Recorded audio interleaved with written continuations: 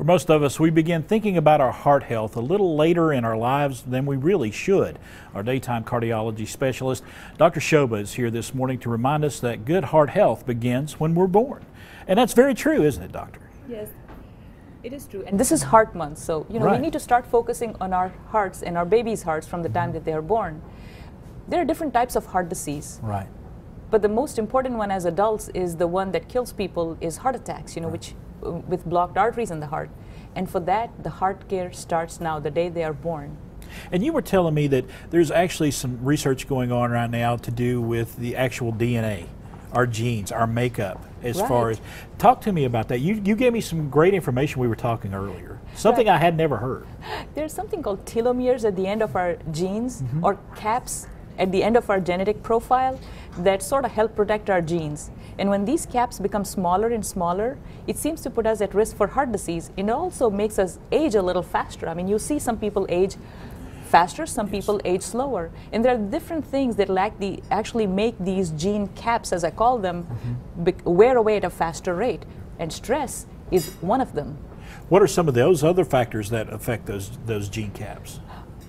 In general, not just the genes, but our genetic profile is, the way the genetics are passed down from parents to children is very important. But one of the things also that modifies some of the ways in which we get heart disease at an earlier age are our diet and exercise habits. And that is why we say that you need to take care of the children from the day that they are born. In fact, there are teenagers who already have plaque buildup in the arteries of their aorta.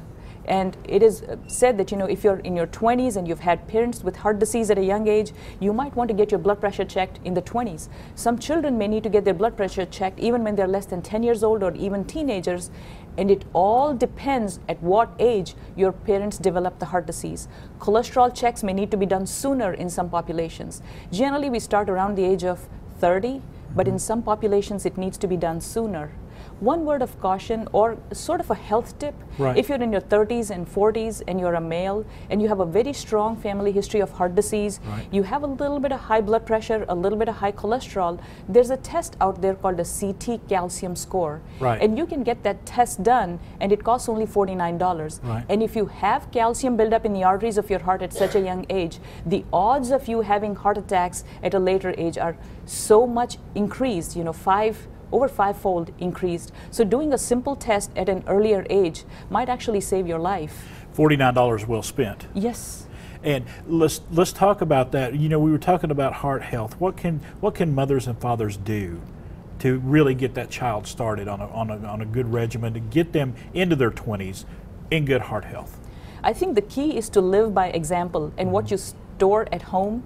If you have a good kind of Mediterranean sort of dietary habit at home, more with fruits and vegetables with a lot of antioxidants in them, the beans and sprouts and all those things, then the fish, that actually helps towards building a healthier lifestyle. And exercise. I think if you can get your kids more into an exercise mode and avoid childhood obesity, that'll go a long way. And of course, keeping a peaceful atmosphere at home where the parents are not fighting with each other, they have respect for each other so that the children grow up in a stable environment. Because ultimately, I have a three-pronged sort of system, for education of our children. It should be your educational well-being, it should be your physical well-being, and it should also be your emotional well-being. And I think, lessons start at home. So I think we as adults need to live by example.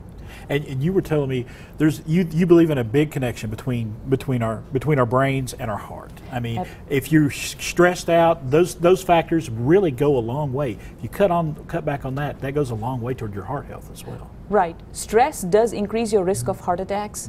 Anger does a lot of bad things to your blood pressure.